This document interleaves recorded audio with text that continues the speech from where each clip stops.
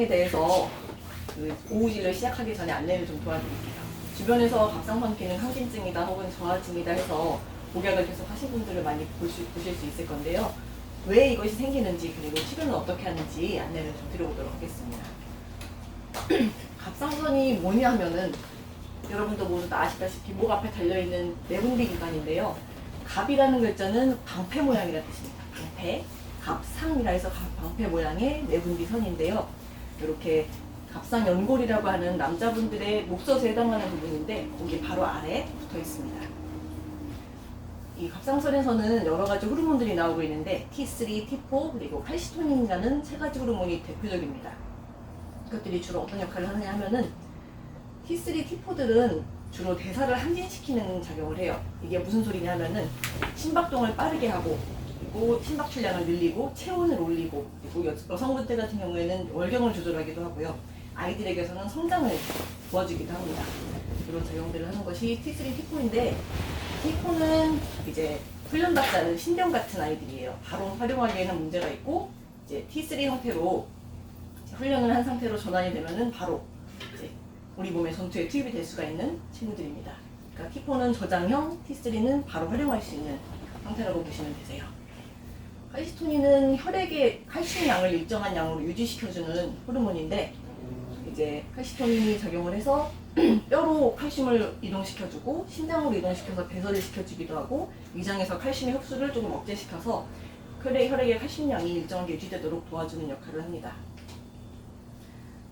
이 갑상선 호르몬의 양이 유지되는 기전은 보기에 조금 복잡하죠. 근데 사실은 그렇게 복잡하지 않고 뇌에 있는 시상하부와 뇌하수체 그리고 갑상선 세 가지 축이 함께 작용을 해서 뇌하수체에는 TRH가 시상하부에서는 TRH가 그리고 뇌하수체에서는 TSH가 그리고 갑상선에서는 T3, T4가 이렇게 나오게 되는데 갑상선에서 나오는 T4가 너무 많아지면은 갑상선을 호르몬을 만들라는 작용이 그 신호가 음성 피드백이 올라가서 갑상선을 덜 만들게 하라는 신호를 내보내게 됩니다. 라는 말이 약간 꼬였는데 그래서 이 기전들이 잘 작용이 되면서 양이 갑상선 호르몬 세포 양이 일정하게 유지가 되는데요. T4의 양이 너무 많아지고 이 때문에 너무 많아 해서 그만 만들어 해서 뇌하수체로 신호가 올라가면 TSH 양이 적어지게 되겠죠. 그리고 추가적으로 TSA 수용체 항체가 너무 많아지게 되면은 세 가지 조건이 충족이 되면은 이제 그레이브스병이라는 갑상선 기능 항진증에서 가장 많은 비율을 차지하는 질환으로 진단을 받게 됩니다. 그리고 세 가지 진단 기준이 충족하게 되면 그렇게 되고요.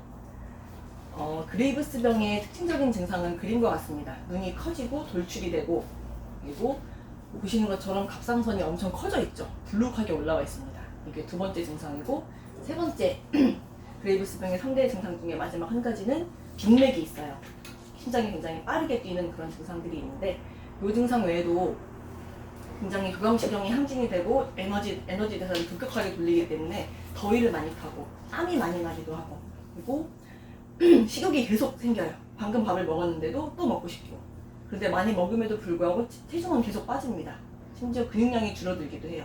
대사가 너무 항진되기 때문에 그런 증상들이 나타나게 되고 심지어 탈모가 나타나기도 하고 내 감정을 잘 조절하기가 힘듭니다. 신경질이 계속 나고 분노가 일어나고 이것을 주체할 수가 없게 돼요.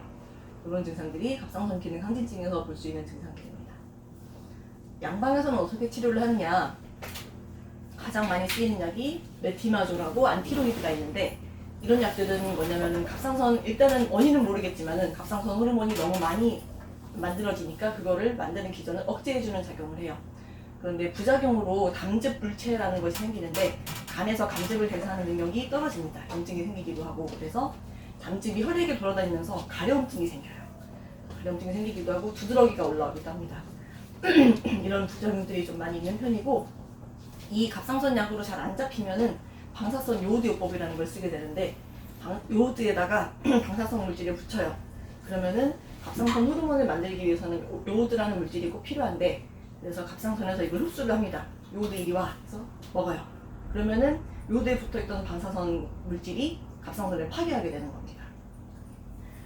이게 효과는 빠른 편인데 수년 후에 나중에 갑상선 기능 정화증으로 빠질 염려가 있고요.